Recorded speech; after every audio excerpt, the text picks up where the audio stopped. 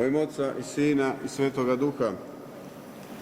Draga braćo i sestre, u drugu pripremnu nedelju, pred časni post, crkva nas priprema evanđelskom pričom koju smo sada čuli o bludnome sinu.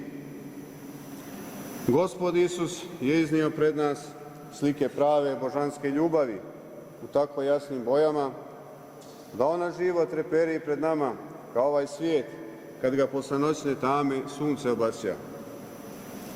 Strpljenje, praštanje i radost su tri glavne osobine božanske ljubavi, ako uopšte ima kakve ljubavi sem božanske.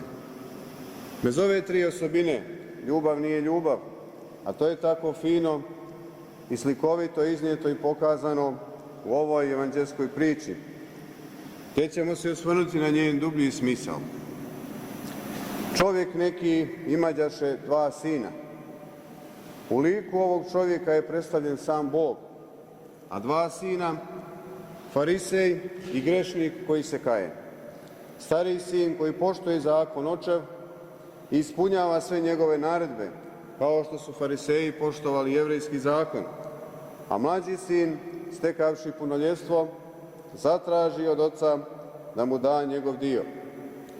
Otac pun strpljenja i ljubavi učini po slobodnoj volji mlađeg sina i dade mu svoj dio. A on, dobivši svoje, javi mu se želja da živi u dokolici i odlazi u zemlju daleku, gdje je protraćio svo svoje imanje, živeći bludno i razvratno.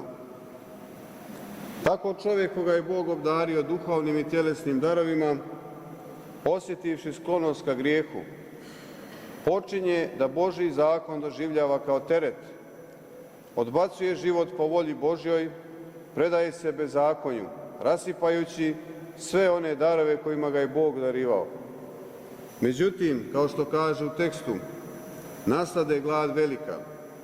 Bog često ovako šalje grešniku koji je duboko zabrazdio u svome grehovnom životu.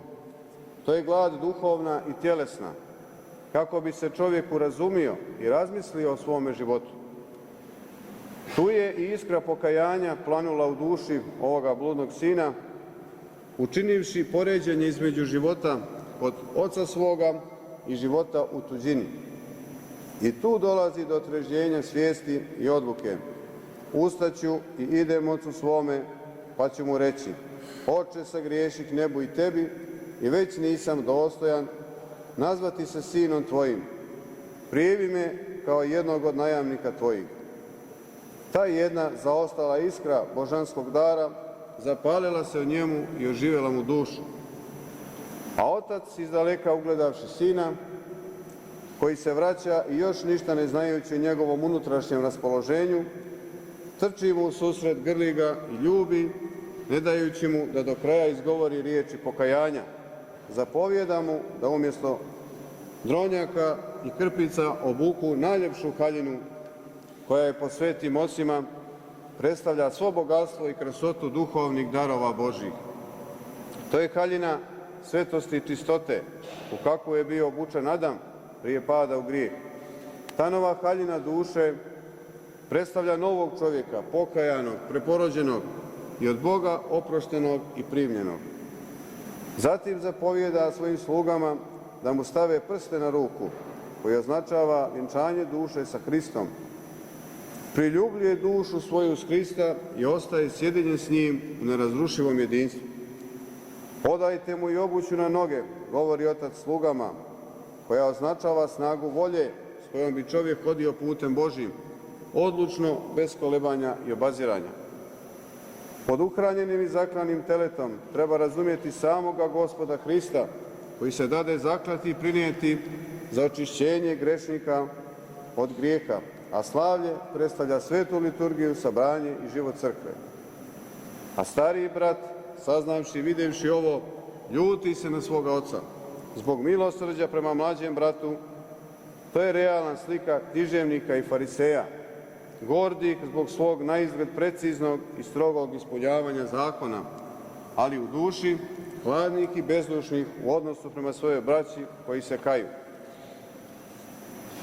Iz ove evanđelske priče, koja je nesumnjivo jedna od najljepših primjera bezgranične Božje ljubavi prema grešnicima koji se kaju, možemo izvući mnoge pouke, ukrijepiti se duhovno i pripremiti za časni post.